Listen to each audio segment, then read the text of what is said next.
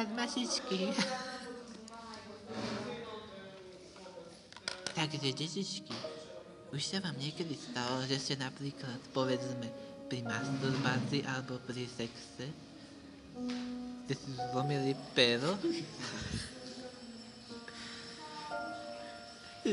Jednoducho ste ukončili práštičku a zrazu bolo ohnuté a nedalo sa s ním nič spraviť? Mne sa stalo, žiaľ Bohu, to isté. Čo teraz? Čo mám robiť? Už viem.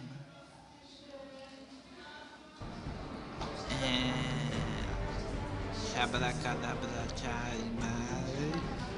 Abrakadabra, čari mari. Je to. Je zocelené, vidíte? Toto môžete spraviť aj s vašim perom, ak sa vám dolá. Deti, ďakujem vám za pozornosť, nezabudnite dať dislike, ste skurvení kidi a to je asi tak všetko.